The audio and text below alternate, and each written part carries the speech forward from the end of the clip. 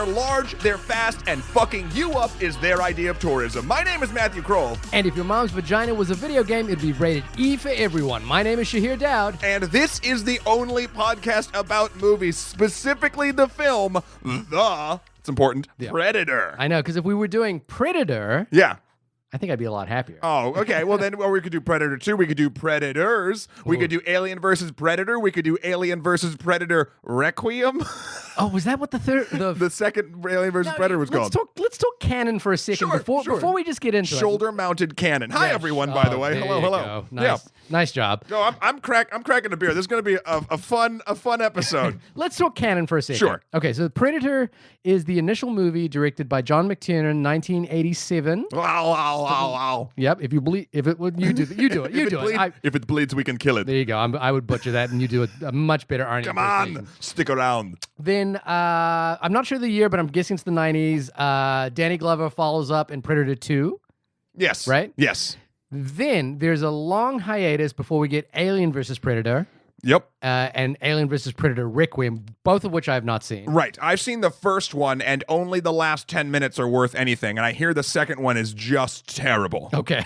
Yeah, I've heard both of them are terrible. I'm mildly curious because I think I remember I used to enjoy the video game. So there's- Alien vs. Predator. I'm going to spoil something for you with it, but it's great. There's one scene at the end where the human teams up with the Predator, and actually the Predator crafts the human, basically weapons out of the xenomorph. So, the head is her forearm shield, and she has, a tail, a spear and a tail. Did they suck out all the blood? I don't. Yeah. They clean it and they do. I don't know. Yeah. It was just a cool thing, and then they both go hunt xenomorphs, and I was like, "This is what I want the whole movie to be." And the rest of it's just scientists bumbling through an ice cave.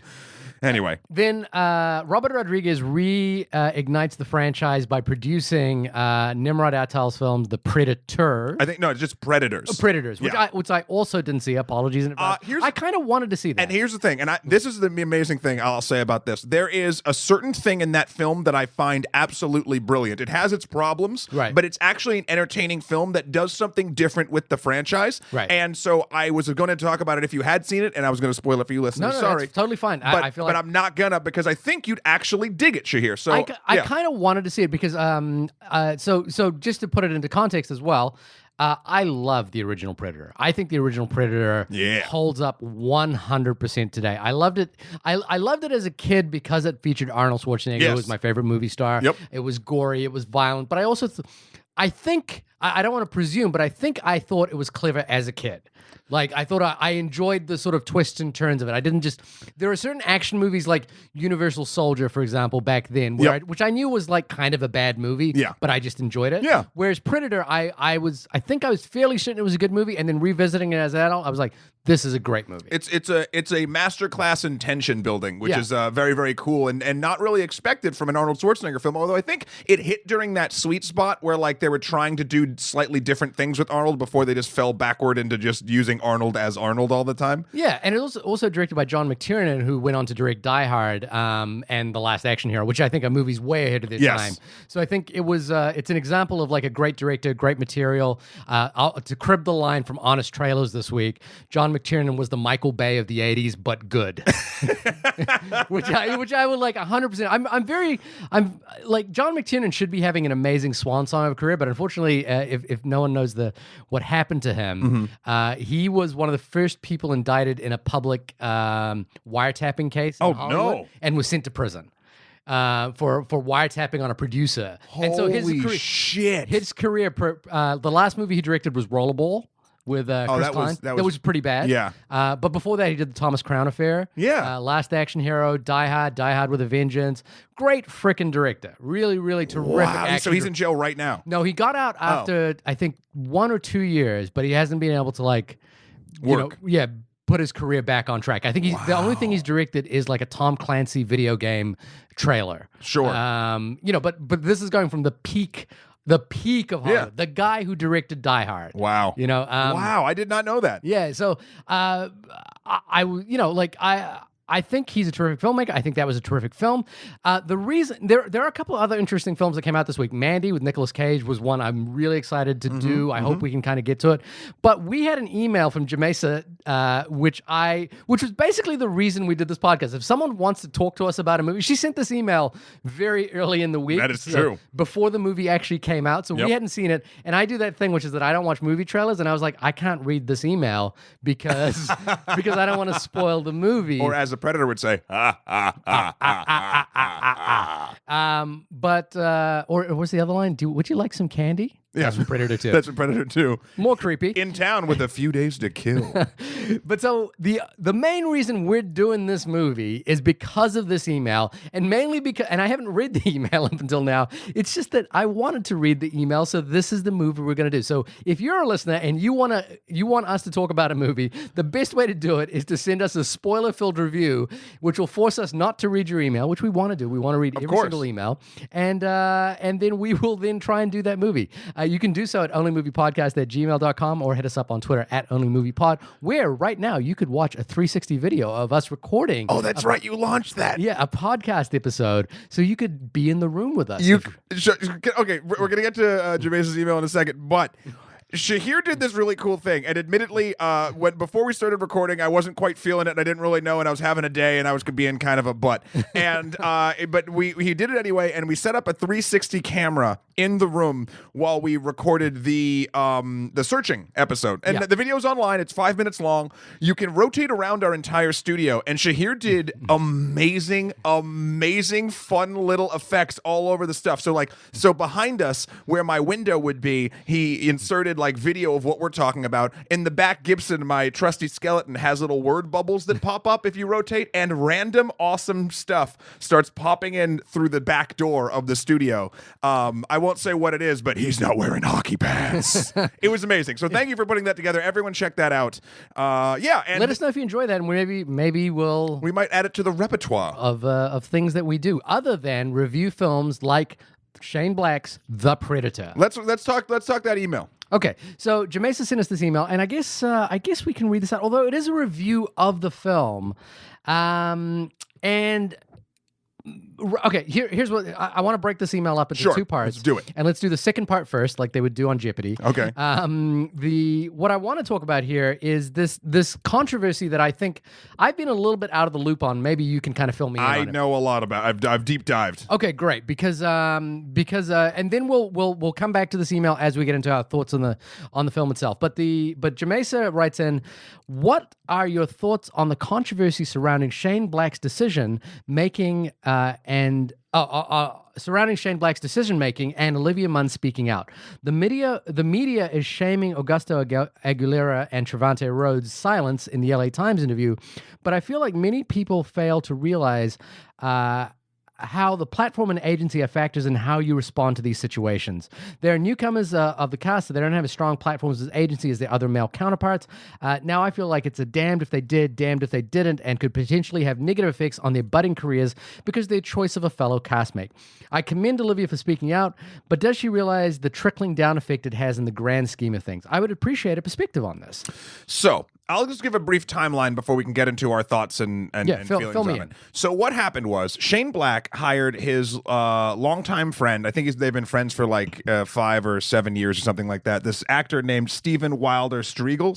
I can't pronounce that. Who Shane Black knew had a conviction or guilty plea on basically intent to harm a minor through over the internet and attempt to basically nothing had happened, at least officially, at least in that case as far as Shane Black knew, but he admitted guilty. He got put on a sexual predator list or that sort of list. Choice of words. I know, right? Yeah. So Shane Black, and he knew this happened. He talked to his friend. His friend tried to explain it and how it was apparently at this point when Shane Black made the decisions he made, he thought that it was actually just a gross misunderstanding of everything, and his friend got basically you get hit with this and it's on you for the rest of your life, as it should be if you're guilty 100%. Right.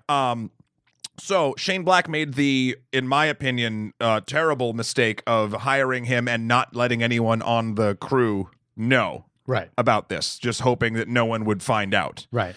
And he's been in other movies. He has bit parts in on Nice Guys. He has bit parts in Iron Man 3. I mean, they're not crazy ones, but like I think one of the Mandarin guards who has like a witty one-liner is this guy. Oh, the henchman. I'm not getting paid enough. Maybe for this. I don't know. Again, I don't know what he looks like, but it's that he was credited as Mandarin henchman something or other. Okay. And so then when Olivia Munn found out, I'm not exactly sure how Olivia Munn found out, but they had a scene together where I think it was just a comedy bit part where like he hits on her and they have just a one-on-one sort of scene together.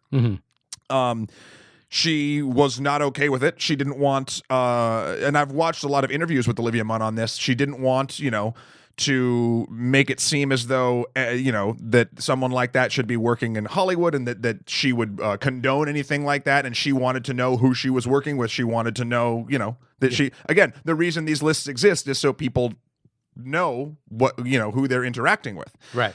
So she spoke out. And Shane Black instantly came out with the first thing saying, he's sorry if anyone was uncomfortable. However, he believes in second chances, and he was under the impression that like it was a gross misunderstanding and blah, blah, blah, blah, blah. Okay. Then people started coming out of the woodwork and showing Shane Black the acts. I think what happened was Shane Black just trusted his friend's word. Okay.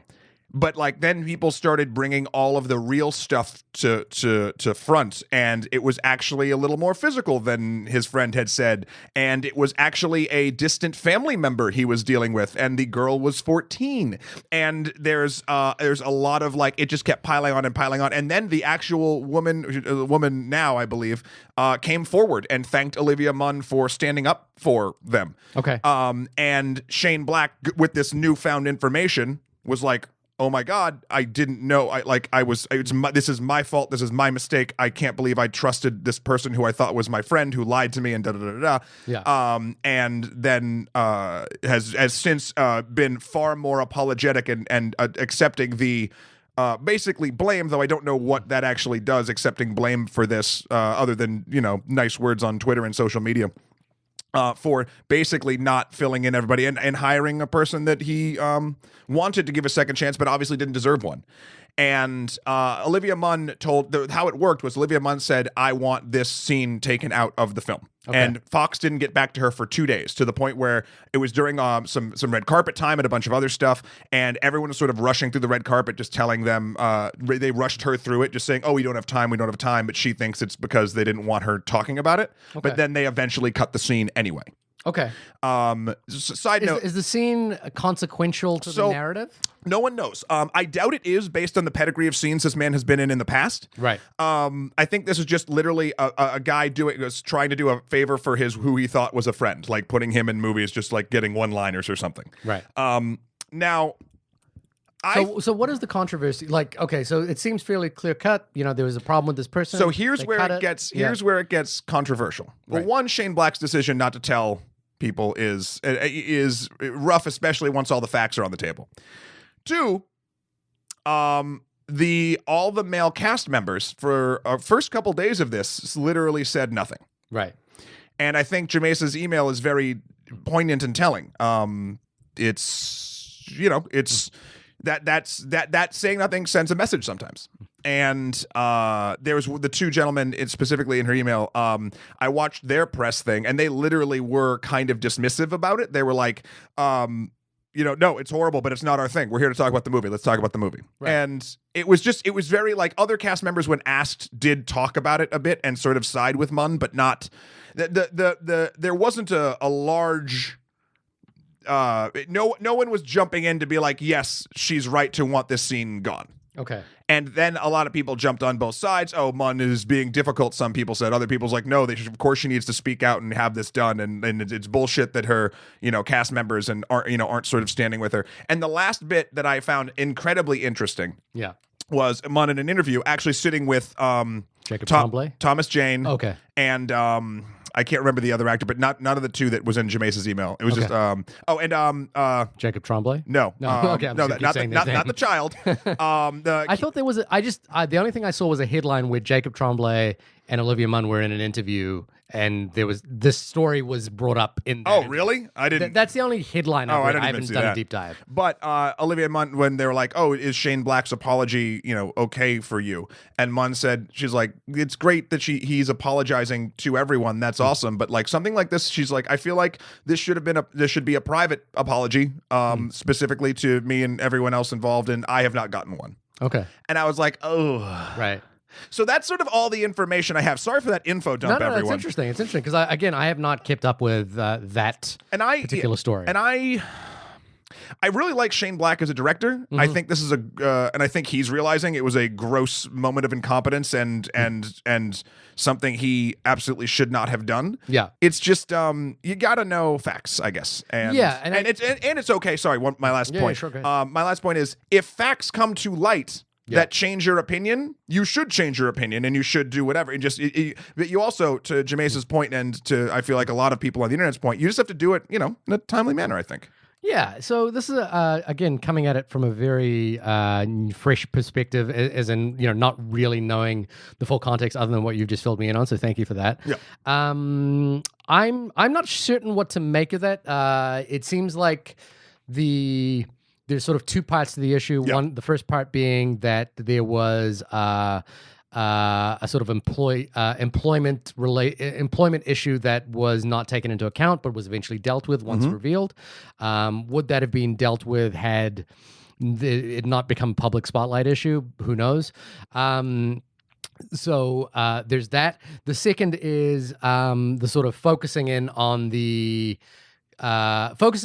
this issue around one particular actress. And I think to Jameis's point, do these other actors have the sort of power and agency to kind of get up and make a stand on this? And I think in my estimation, not knowing a lot about the situation, I feel like I understand Trevante Rhodes and Augusto Aguilera saying, hey, we're not here to talk about the movies, because in many ways, this has nothing to do with them being actors on this movie. It's like talking to a key grip on a film that, where they didn't know, they're just there to do their job. Kind of thing. But at the same time, I think it's, to be honest, on the clip that I watched, it's not that they didn't say anything or wanted to address it fully. It's that their tone of it was like incredibly dismissive and just sort of like, no, like it was weird. You can check it out yourself. I'll check it out. But I think there's that thing that the broader issue here is the impetus on the actors to make an issue of this, or is it, given that they're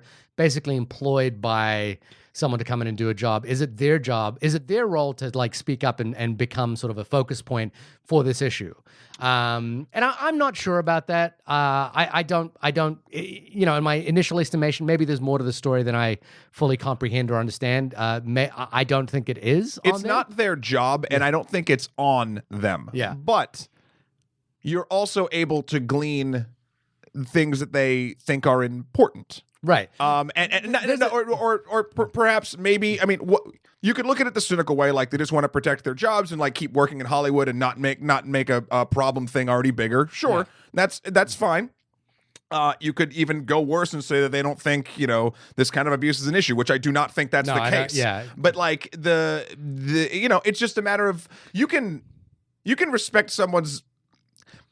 Again, I say go back and watch the footage because it's honestly the way it is put aside, not the fact that it is put aside. And Munn, I think it's exacerbated by the fact that Munn stood alone for a long time on this, and that's something that's weird. Yeah.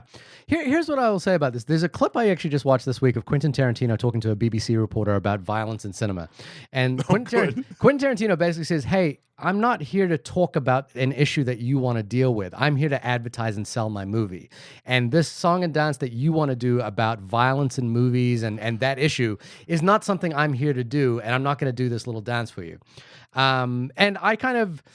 his tone is dismissive, and he seems very angry and like tired and like frustrated, and he comes off kind of as a jerk. But I kind of get what he's saying, which is that there's this misconception around the press junket. Yep.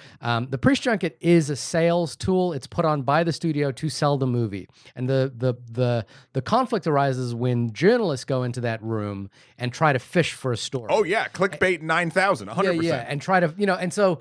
And I think and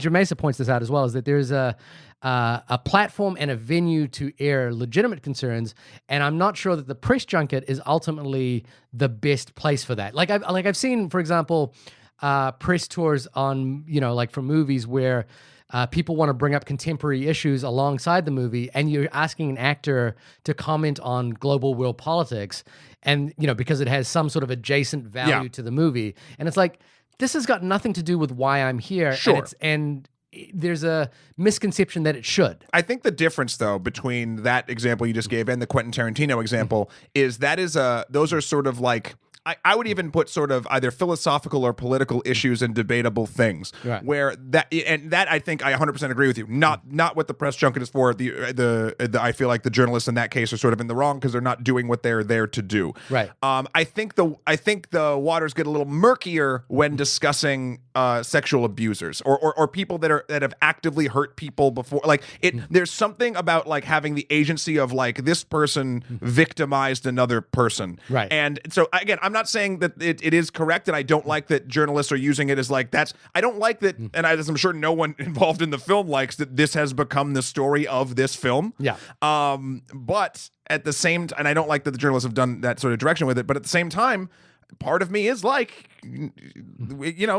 shout from the rooftops or whatever. It's it's interesting. And we will we have promised this episode for a long time. We've kind of cleared the decks a little bit. We have the what? The DECKS. Thank you. Yeah. It's always very awkward when I shout that word out loud because of my funny accent. But we have been promising an episode on separating art from the artist, which I think will touch somewhat in this issue, because the one thing I want to point out about this thing of Olivia Munn discussing this is Olivia Munn also appears in a movie called X-Men Apocalypse, which is directed by one Bryan Singer, who has been notably accused of many things in a similar vein. I guess there's a distinction between accusation versus prosecution or conviction, but I think we get into this sort of hairy territory, and I think it's really worth discussing, especially where we are right now. There is a Senate hearing right now on the nomination of a Supreme Court justice, upon whom there are similar accusations being leveled, and that is a platform where I feel like that is necessary. A press junket, on a bit player who turned up for a day, I'm not 100% sure. I would need to, to feel out the context a little bit more, because I think, and I guess this would be the spoiler for my discussion on separating art from artists. But context to me is everything. I think that's fair. And whether the context for this is slightly different to what I'm just hearing at this particular moment. Yeah. But yeah, no, I'm. Well, we should jump into the movie itself, but I think that is an interesting point of view. Unfortunately, it has no bearing on the quality of this movie. It has no bearing on the philosophical or the narrative implications of what this story is. Right. It would be there are occasionally interesting times in a film's history, in a film's narrative trajectory, where those two things line up sort of in unique ways. Right. This is not one of those cases. So I thank Jamesa for that email. I think that's a provocative topic, and probably one we have to add to the library of questions that we have to deal with in that separating art from the artist episode that we have long been gestating, much like. No, that's an alien, not a predator. That was almost. It was almost there. It was a 1 degree away from Kevin Bacon. Analogy to get us moving on. But now, moving on to the actual film, The Predator, which again, interesting title because there's two predators, right? But maybe they're just discussing the bigger one. I don't know. So the issue, I guess, with the title is The Predator is an interesting franchise in so much as that it was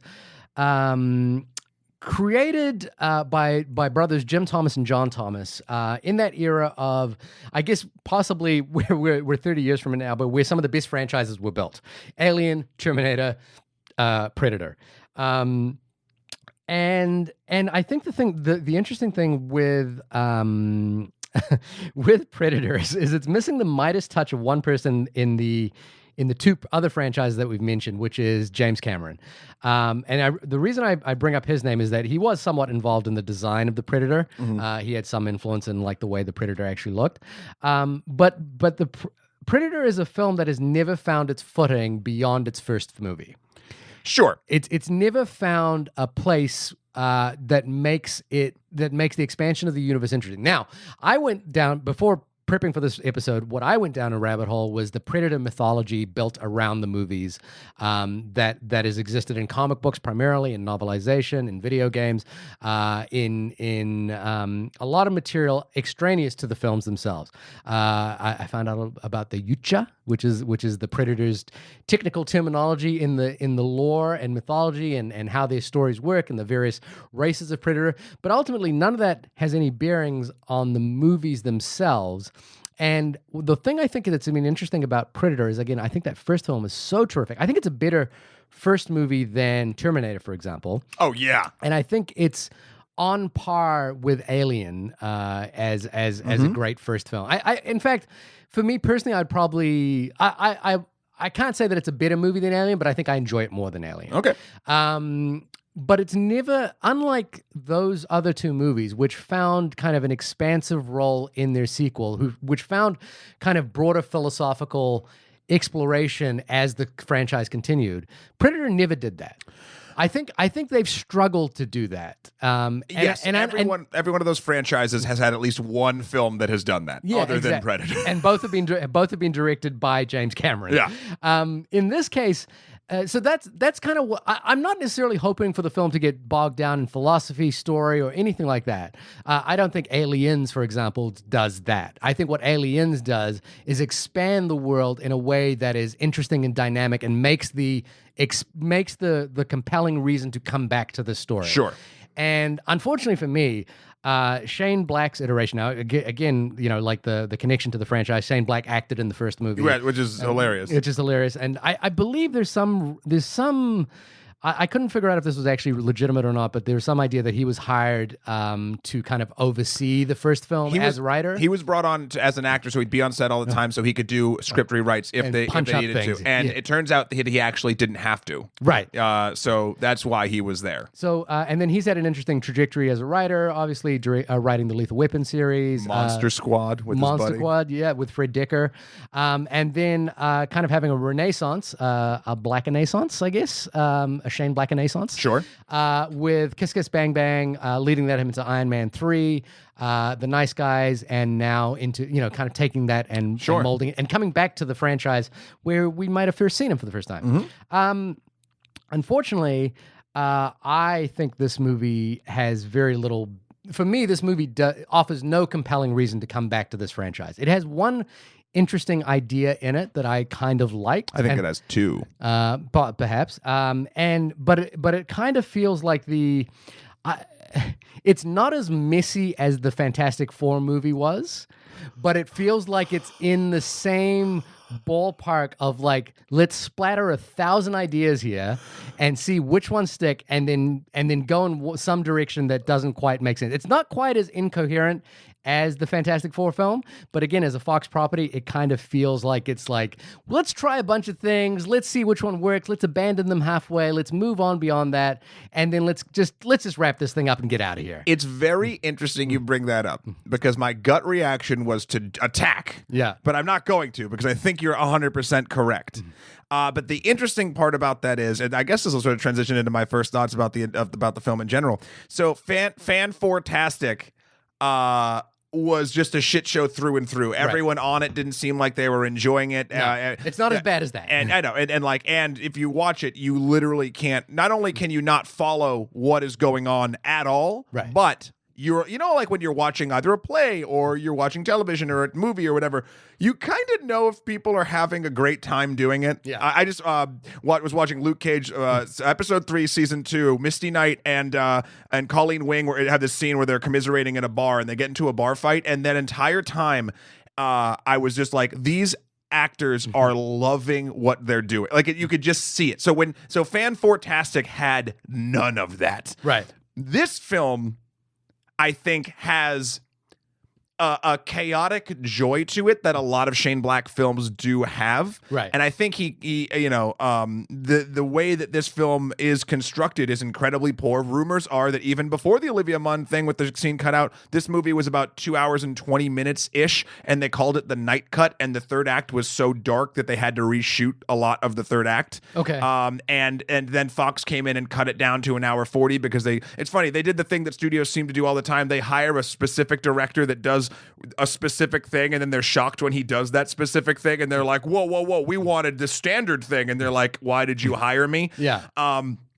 So the film itself was gutted on the studio level, which is another reason why I think you're getting that fantastic sort of a bit of a feel to it. Yeah. I think, though, the difference here for me is Predator as a franchise, and I think due to the fact that the thing you brought up, they didn't have another film in the oeuvre that gave it a depth right beyond the first film. Yeah. And then so the other ones sort of had that, but Predator never did. So I think Predator is kind of in a place trying to find its footing. Yeah. And if it wants to become a little bit of the, for lack of a better term, 21 Jump Street of action horror, like I'm okay with that. And I actually, to be honest with you, and this might be where the fighting words start. Okay. I really enjoyed watching this film. It is a beautiful mess. Like, it is just schlock to the max. It is a sloppy edit. Yeah. There are lines and thoughts that go nowhere. Mm-hmm. There's certain lines where an actor will say something, it'll be brilliant and hilarious or meaningful, and then 5 minutes later, the same actor will say something that I'm like, did you do what? Yeah. Like, it's so uneven, it's ridiculous. But I had a grin on my face most of the entire time, whether that grin was from a cool one-liner or a neat action sequence, or being like, what the shit were they thinking here? Like, yeah. I had fun with it. And I think a big part of that is also who and where you see something like this with. Right. I saw it with college friends who are out of town at the Alamo Drafthouse. By the way, shout out to Alamo Drafthouse, Brooklyn. It is literally my favorite movie-going experience. I am very, very sad that I don't live near one. Okay. It was so fun, and the theater was laughing and having a great time. And that always affects things too. Right. It is just it's weird. I would call the film's sloppiness hokey, and I would say that the joy that it seemed like was being portrayed by those involved on screen transcended the mess and made it a nice time for me. Okay. Who do you think was, I mean, just as an example, who do you think was having a good time? And everybody. And even for instance, what's his name? Boyd Holbrook, the main guy, who the only thing I've really seen him in was Logan. Yeah. And his character was just being douchey there, with no real redeeming qualities, but like a swagger. Yeah. And I didn't really connect with him there. I didn't really connect with him at 100% here by any means, but there were times where I was like, oh, this is an actual character that is saying something cool or funny, and then but again, it whiplashes you back and forth. Mm-hmm. I think Trevante Rhodes actually was kind of a bit of a show stealer for me. I watched this movie, and I think my main, it's like an old criticism that we've had on this podcast many times, but I don't understand why Boyd Holbrook was the lead character in this film. Trevante. This is the thing about Trevante Rhodes to me. Obviously, coming off Moonlight, this man is unearthly. Is an unearthly movie star. Yeah, this guy is I'll take a pause here and just hold it for a second here.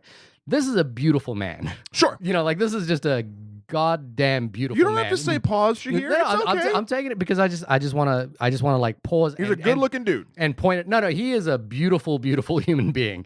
And he's also incredibly charismatic.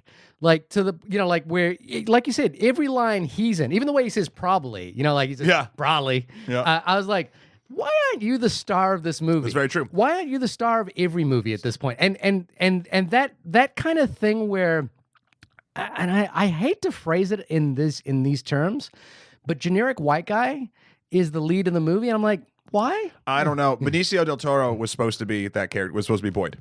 Possibly more. And it was due to a scheduling conflict that he wasn't. And you know what? The reason I hate saying that is because it has nothing to do with his whiteness or anything like that. It just has to do with this sort of genericness about it that is like a thing we've seen 1,000 times before. Yeah, that's generic. And I was like, why is this guy the lead of this movie? I guess it's because the family dynamic lines up, but you could cast. You could do it. You could do 100%. It the other way. And Trevante Rhodes is so much better of a lead. It's like, if casting is 90% of your movie, here's 90% of the problem. Yeah. Sure, I think they would have made a more interesting and more varied feeling film without question. Yeah. I think, to be honest, a couple different casting choices around here or there could have been done. Like, I think, again, I love Alfie Allen, but at the same time, he's just kind of in this. He's just kind of there, and what I'm finding? There's an interesting Game of Thrones issue in Hollywood where you're excited to see every person in Game of Thrones do other things. Yeah. But then you realize as you're watching it that you don't care. Yeah. And that sucks. Yeah, and maybe with the exception of Peter Dinklage and Lena Headley, yeah. Who is a delight. But like, I'm talking about people that I didn't know of beforehand, that I fell in love with on a series, and then you're like, I mean, they're good. Yeah, I think the other problem here is that there, to me, narrative wise, there are a bunch of story elements thrown up top. And none of them really have any significant payoff. Oh, they go nowhere. And some of them are really dumb.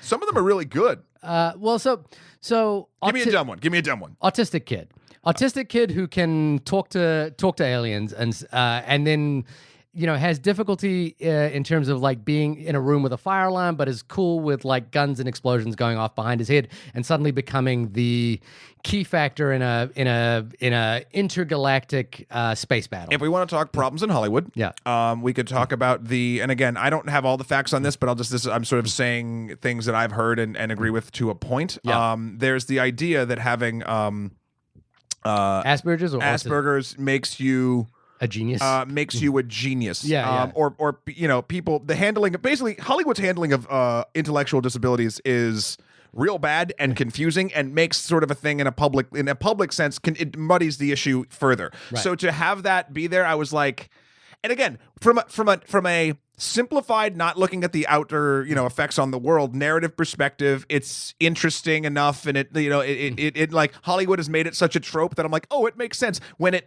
doesn't, that sort of thing.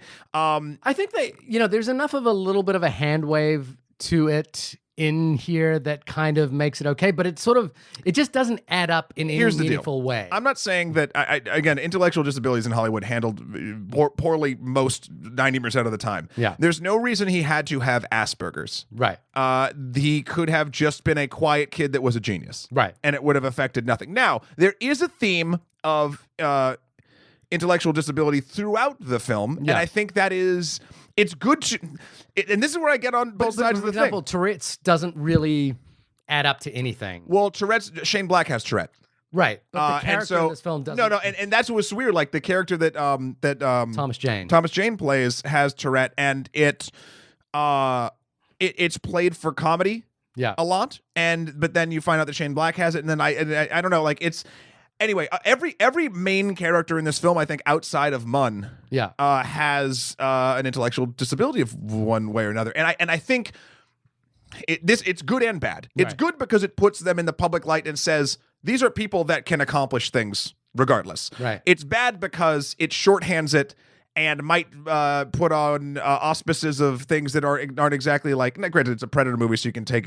It's just it might. I'm glad that it puts people out there and saying that they're competent, but I don't like the way that it kind of hand waves kind of a lot of the bad stuff, kind of like what you said, like with the fire alarms and then the gunfire's fine. Like it hand waves away some of the more real bad stuff. So if you're going to tackle a real issue, it should be a little more real, or even if you're fighting a giant space monster. Also, there's this sort of fundamental problem here, which is that this is the thing that Alien, Terminator, the original Predator film gets so right, that this film just doesn't seem to function on that level. Now, maybe there was an attempt to, and maybe it just got lost in the edit. But in those films, for example, like the sort of troop of infiltration forces in the original Predator had this kind of like aggressive masculinity about them, which all got stripped away by the Predator. The Predator was actually, on one hand is an attacker, a physical monster, but on the other hand is a psychological nemesis to those characters. Like the Predator does, really penetrates the thing that they are not good at. And that's what makes him terrifying, and the beauty of the original Predator film is Arnie gets stripped down to basically having to think his way out of problems as opposed to opposed to actually like muscling his way out of problems. And that's why I love that film. It's kind of the Home Alone in a jungle with a giant monster. Right. The idea that you mentioned, which is that everyone in this film kind of has some sort of intellectual disability, and there's a line in the film where I think Olivia Munn's character says something. She's an evolutionary biologist supposedly, and she says some people believe. Not supposedly, that's what her job was. Well, I didn't understand how an evolutionary biologist, in the context of this movie, suddenly became like basically a paramilitary person. Was jumping. Sure, but if we're gonna, I will be fine with that hand wave because that's literally every action character and everything. Anyway, it's an action trope. Yeah, completely. But it's like there's not even a hint of like. There's not enough to make that make sense in this movie. Not for me. I just couldn't. I couldn't buy it. But I'm 100% on board with what you're saying, which is that it is a trope of every action movie. But I feel like in most action movies, and the only one that comes to mind is Die Hard, there is a sense that this person has some experience in that field. I can't, like in this one, suddenly this evolutionary biologist is brought into this room to like look at the DNA samples, is suddenly waving a machine gun, has almost all experience with us, and is jumping on aliens and stabbing them in the head.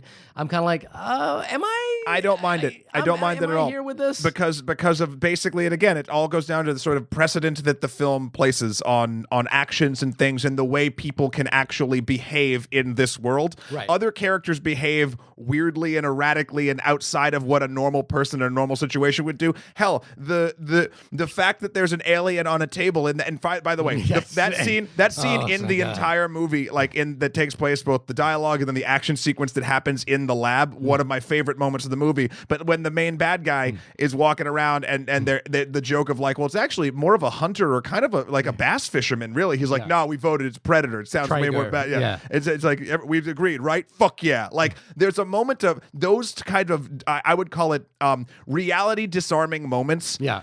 Give me the pedigree enough to not give a shit that Olivia Munn kind of goes like becomes like a military Here's person. the difference. We're going to be talking about Shaun of the Dead in a couple of weeks, which has a similar kind of reality-defying, fourth wall breaking, nod to the audience kind of step to it. But it's in service of a story that is genuinely affecting and is genuinely functional in terms of like making those action beats work. And for me, the other thing here is that none of the action beats really work for me. Disagree. They just all kind of, there's this.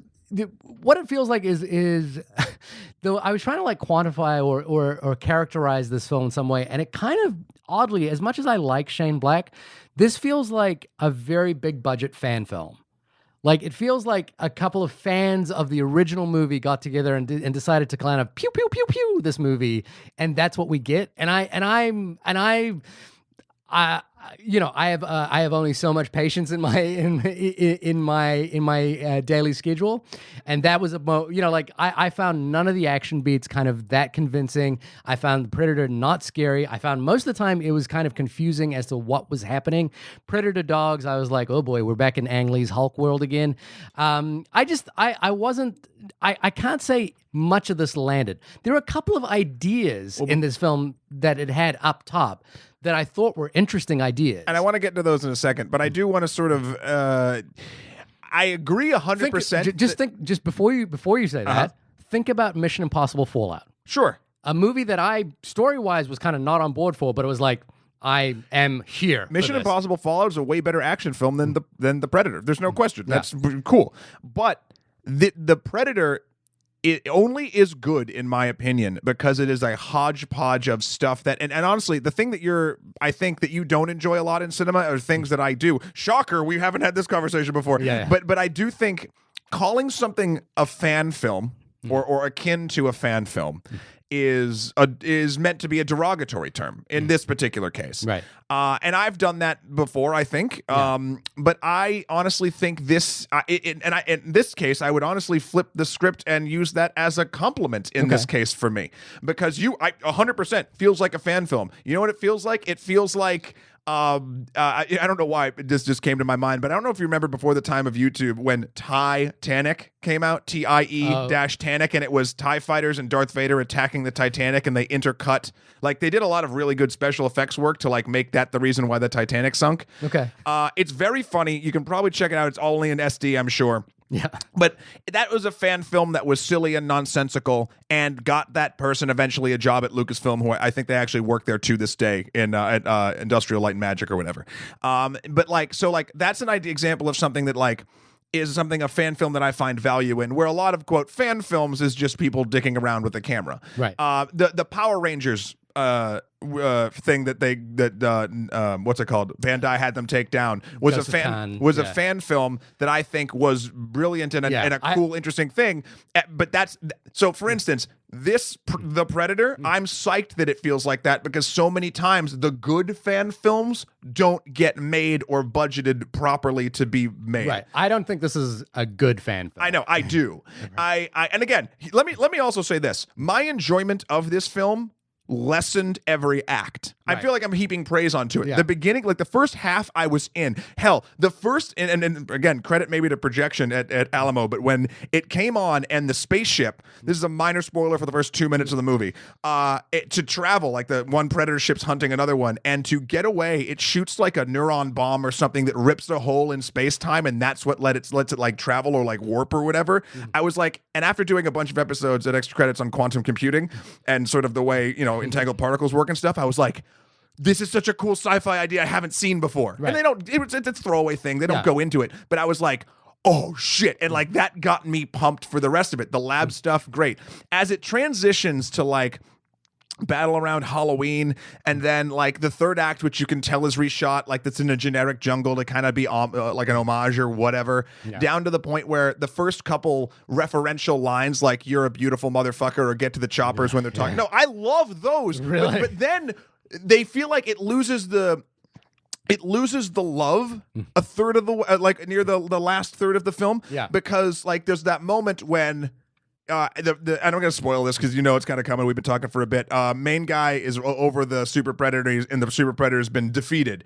And he leans in like Arnold does in the first movie, and Arnold goes, "What are you?" Yeah. And then the Predator in the first movie goes, he mimics it back, "What are you?" Yeah. And then the bomb, right? Yeah. In this case, they try to play it for a gag. He says, "What are you?" And the Predator goes, "What are?" And he goes, "I don't fucking care," or whatever, and he shoots him in the face. Yeah. And I was like, the other lines in the film were of service to like a fun reminder, and this was like spitting in the face of something in a weird way. And at that moment, I was like, you didn't get why. Like at that point, I think they'd forgotten what was special. Right. And the very end is the dumbest shit like I've seen for an ending in a long time. I think I can agree with the trajectory of your enjoyment of the film. Like the first half of the movie, I was kind of I was there for, you know, like I was kind of not in love with, but I was like, I didn't feel offended by or anything like that. And it's just as it further the longer it went on, the more it became people just shooting at each other and, you know, explosions. And the thing is, that's not what that first Predator film is. No. That first Predator film is 180 degrees away from that. By the end of this movie, it actually becomes a literal episode of Big Bad Beetleborgs. I'm not kidding. I don't know what that is. That is a ripoff of Power Rangers from the late or the early 90s. It is a terrible, terrible syndicated show, but the suit that they do at the end looks like a suit from that fucking show that was forever years old and on basic cable, ripped off from Power Rangers. So, I was just like, so the ideas that I liked had to do with this idea that the Predator had, you know, there's this thing about the Predator. I guess we're getting into spoilers now. Yeah, we're spoiling it. But there's a thing about the Predator, which is like in every cinematic Predator instance, the Predator always gets bested by the humans, and I kind of like the idea that the Predators were kind of cottoning on to that fact and were like, hey, maybe we're not so good at this. And that they were evolving and they were trying to figure out a way to kind of best the humans in some interesting way. And I was kind of like, oh, okay, this is an interesting idea. And then there was this sort of, I guess, almost Terminator 2-esque reversal of a Predator that was trying to help humans. Which made little to no sense. But I kind of was like, like that's a thread that I think if was tugged in the right direction could have been an interesting and compelling reason to make this movie. Yeah, I was waiting for the team up. I thought there'd be a team up, like a legitimate team up, and it'd be silly, but I thought that the good Predator, the original style Predator, would help them fight the Super Predator, which doesn't really happen. But then the Super Predator is like, it's also, to me, there's a sort of moment-to-moment narrative confusion about what the Super Predator can do, what it does, how it works, and how it operates, and like what it's other than it's 11 foot tall, which is bigger than the other guy, and it can grow an exoskeleton under its skin, and it can do But so what? But like, the interesting thing that was actually an interesting toss to Alien, because what the thing that we're sort of skirting around is that they find out that the Predators are basically finger picking genomes from the species that they hunt and integrating it into themselves to become stronger beings and that's interesting. I like that idea. Then they throw it away. Yeah. But the Super Predator has basically it is evolved in certain ways. For instance, it has a xenomorph's exoskeleton underneath its thing. Now, granted, the CG is garbage. You don't quite see it, but they kind of reference it. Right. And could it be done better? Sure. Yeah. And I think another reason why the action beats work better for me in the first half of the film than the second half is by the second half, the regular Predator is gone, and we're only dealing with CGI Town Super Predator. Right. When it's the regular Predator, the guy in the suit, there's the other thing too. So we've talked about the reason why the story has sort of kept the first Predator alive and in the public zeitgeist. Yeah. The other thing is the character design, the costume design, and the creature design. Jamie was telling me an interesting story about one of the designers on the original Predator. He was going back to set, and he had to have ideas for what it looked like. Yeah. And he didn't have anything. He was sitting on a plane with somebody, and there was someone else in Hollywood that was sitting next to him. Was like, "What are you drawing?" He's like, "Oh, I have to draw a monster thing, whatever." And the guy next to him was like, "You should give it mandibles." You know who that person was? Who? James Cameron? Yeah, great. So like that's the thing. So like there's something amazing to the Predator, not only just the cool face, but like everything on the armor. And this is so rare in creature design, especially intelligent creature design. Yeah. Everything has a purpose, down to like the stupid mesh isn't just to look cool, it's to attach trophies and weapons to like across its body. Like everything in it, if you look at the actual costume, makes sense for what it is and what its purpose is. And that's something that feels so visceral when it's a man in a suit. Yeah. Fun fact, speaking of suits, the original CGI suit, because Jean-Claude Van Damme was the original guy who got fired. That suit is actually being worn in the Halloween scene when the kids are walking, like a wide shot. Oh, really? Yeah. For those of you who don't know, Jean-Claude Van Damme was in the original Predator suit back for the first movie and then got fired for some reason. I think there was something. Or he left or something. The creature design also changed, and what he was doing wasn't working for what they were trying to do. Yeah. I think that's a huge reason why the Predator stays in the public zeitgeist, is because it's a well-designed creature. And it's so well-designed that people really thirst for more backstory to it. Yeah. In the second half of the film, you kind of lose that in this one, because you're just dealing with the CGI version of a cooler thing in the beginning. And for me, having action beats that, to me, aren't executed very well, or they're not executed in a way that makes them compellingly interesting. Like, there's no reason for us to, like, it just feels, again, sort of this sort of pew pew pew pew. They got less and less. And there's a sort of there's a little bit of a sort of, I guess you might call it the Deadpool kind of approach to violence and language, which is like, hey, Jacob Tremblay is going to say "fuck motherfucker" at some point, an 11-year-old kid, and they're sort of like, hey, we are doing bloods and guts. You're going to see heads ripped off, that kind of thing. But it feels inconsequential, and it feels sort of, I guess, for lack of a better term, childish. Sure. It's 100%. And it's a weird tonal shift, too, because it goes from super childish and dumb to lines that actually, like, hit and land for me. Like, for instance, and again, one of the things in the beginning of the film, when the kid answers the door and it's the mailman and he's asking for his dad, he's like, "Oh, is he in the service?" He's like, "Yeah, he kills people, so you get to be a mailman." And I was like, fuck. Like, that's it. That's like, I kind of like that Shane Blackness of those lines, but they don't mesh with what the film actually is. I think they do. I think the hodgepodge of it, or maybe the juxtaposition of it, and the fact that maybe they don't mesh, now that I'm sort of thinking about it, is what kind of works for me. Okay. When they do work for me. Again, there's plenty of lines that don't work for me in this film. I've talked about a few of them. But like, again, it goes back to, it's taking a franchise that has never found its like actual like thematic importance footing. Yeah.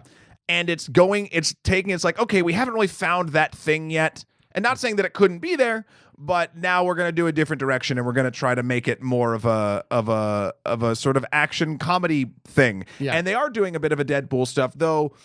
Not quite as like on the nose, but there's just this sort of like tonality to the thing. I find the tonality sort of incongruous and not.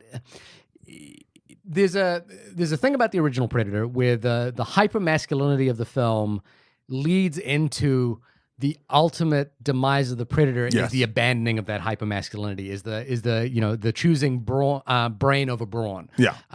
But this film doesn't do that, doesn't kind of have anything to say about it. It just kind of like lumbers forward into like a third act that again kind of feels like the way Fantastic Four was just sort of like, let's just get this over and done with and move on. This feels like a classroom of good to decent ideas, but not actually someone leading it anywhere. It feels like for instance, another great idea. The reason why Predator sightings in this film, and they bring this up twice, are happening more and more is because the Predators know that literally global warming is killing us, and in a couple generations humans will go away, so they want to get their sport in while the getting's good. Like interesting. Or they believe that the planet could be terraformed to eventually too. That's another idea. Interesting idea. And then the only motivation, because I was trying to think of what the motivation of the quote good Predator could have been, and I was wondering if it was the equivalent of why does the good Predator want to get this? This is my own, and this is literally me coming up with the reason. It is not stated at all. But the good Predator is trying to deliver this thing called the Predator Killer. Side note, should have been a xenomorph. Yeah. To the humans, and then the bad Predator is trying to get him and stop him. Right. The super Predator.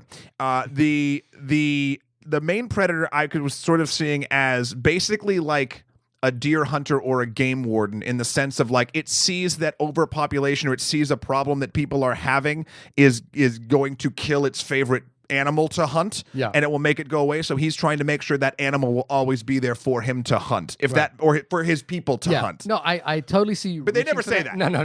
That's reaching. I mean, I'm doing it. Yeah, you're reaching. The movie's reaching, and for me, there's not a lot to latch onto. I'm kind of on board with you in that the first half of the movie. Yeah, I was like unoffended by it. You know, like I was kind of like, I'm here, you know, like I'll see where this is going. But by the last act, I was like, boy, why am I here? You know, like what reason is there for me to be in this movie theater at this point? Yeah. And for me, there was very little reason. My reason was just sort of enjoying a B movie with a bunch of friends. Right. But that has like, I think we've talked about this on the podcast before. That has little to do with the movie. That has more to do with you and your friends, right? I think honestly, it's a symbiotic relationship. And God, we're going to be talking about that garbage coming up soon, Venom. But that's not what I mean right here. I just mean it's a give and take. The film is giving us something, and we're giving something back to the film in a weird way. Right.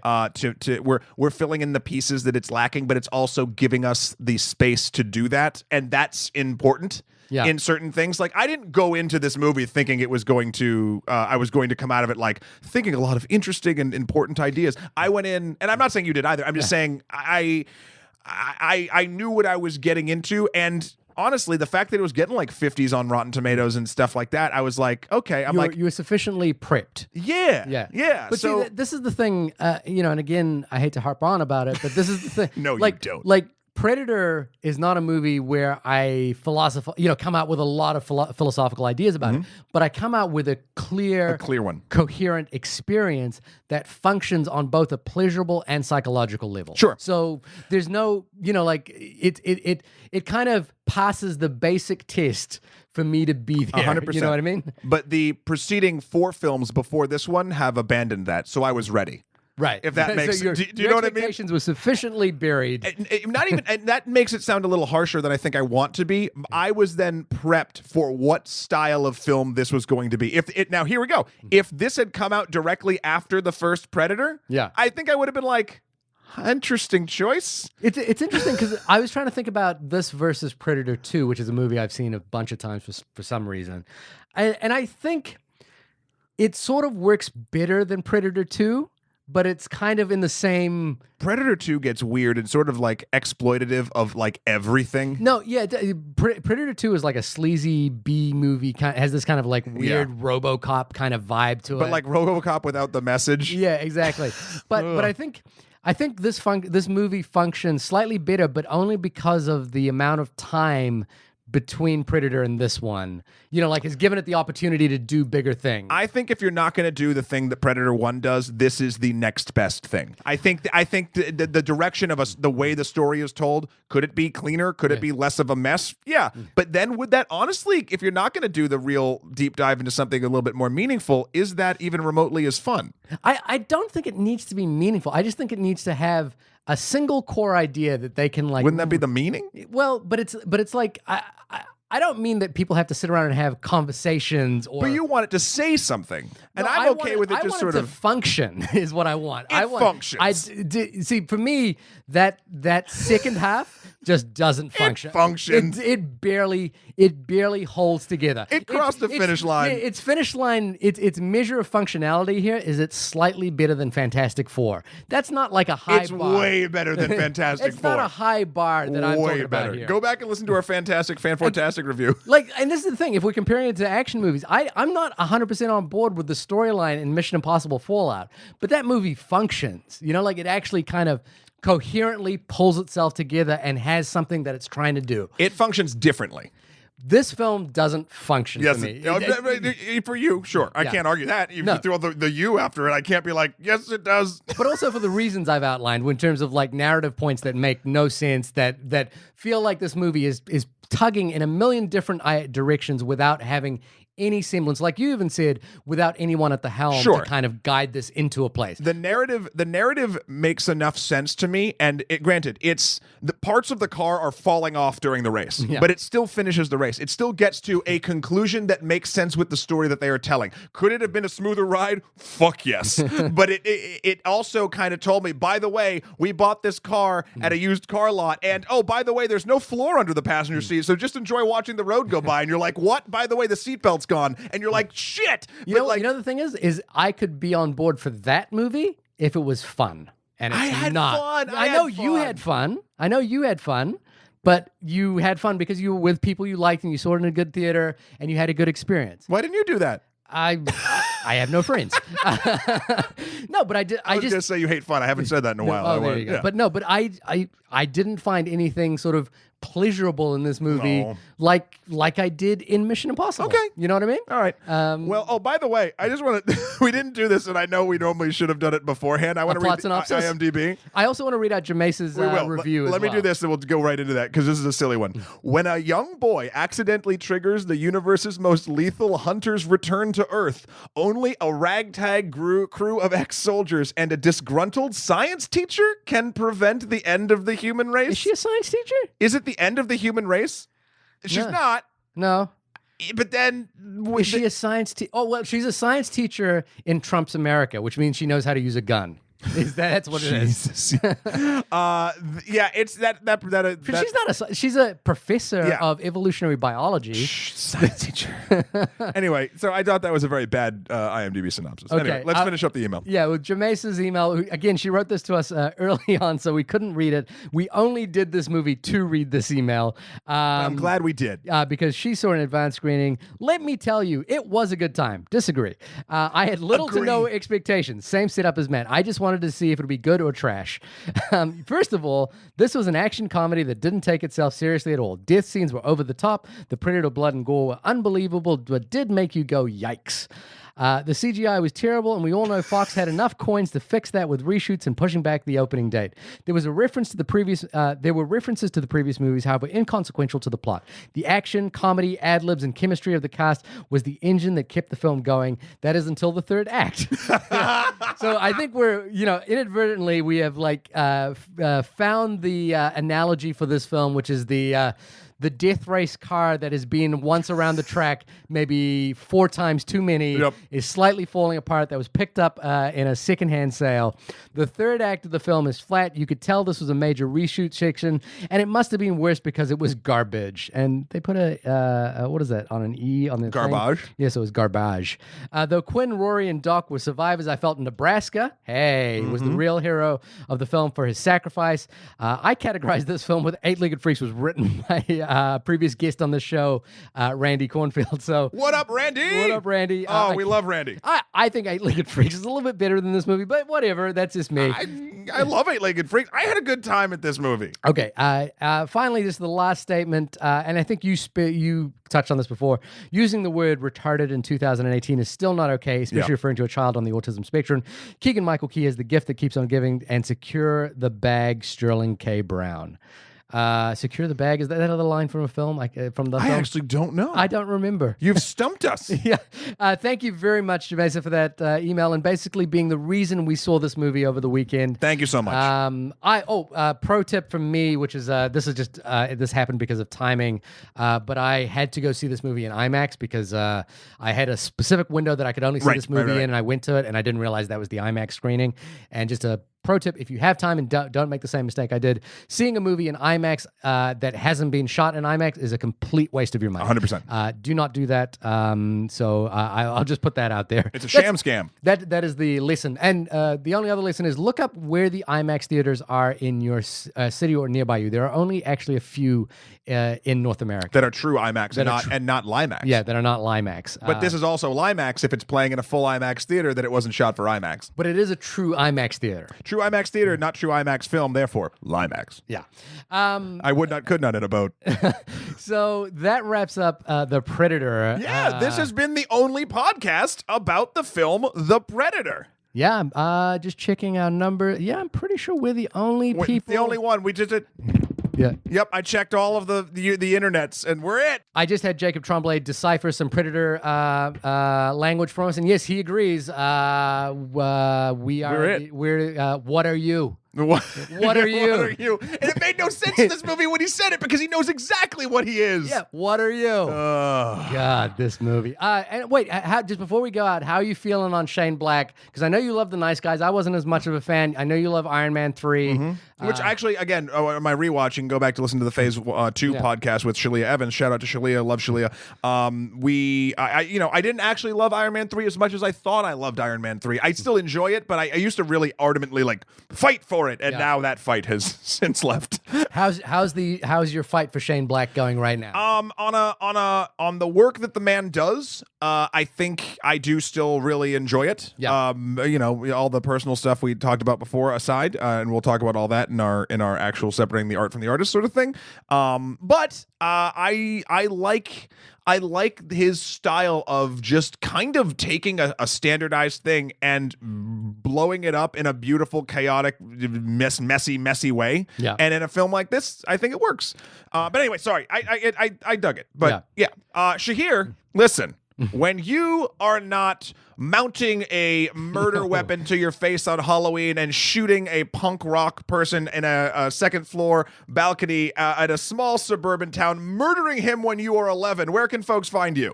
You can find me at my website, shahirdaud.com. That's SHAHIRDAUD. Matt, when you are not having a great time at the movies, at the Alamo Drafthouse, chugging back cocktails, I presume it's cocktails, right? You're not doing the $10 milkshakes. Oh, I did a $10 milkshake, baby. I did the honeycomb milkshake with tequila in it, and it was dope as fuck. Okay, where can people find the recipe for Sid milkshake? You can find me bringing all of the boys to the yard at my website at MATTHEWKROL.com for my life and works. Also, Skeleton number 4 PREZ on Instagram or Emperor MSK on Twitter.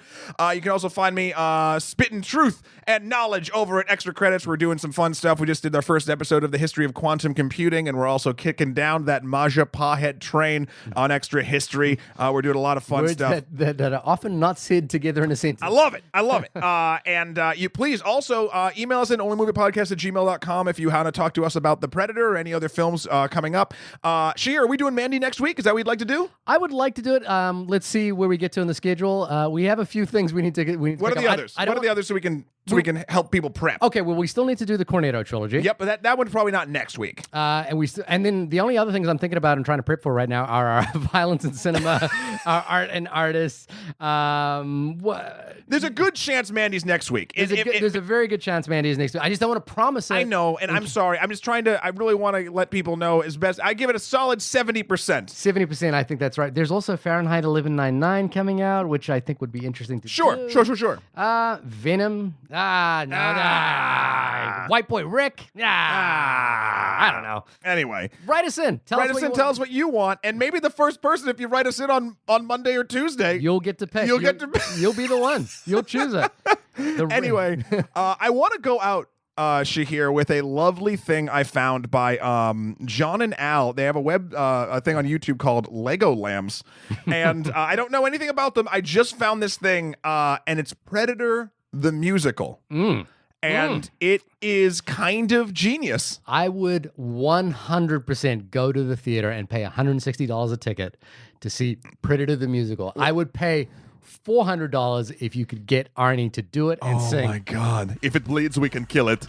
Well, you'll hear it. Anyway, that's our show. Thank you so much for listening. And until next week, enjoy this and check out the rest of the stuff at Lego Lambs. They got some good stuff. Anyway, later. Bye.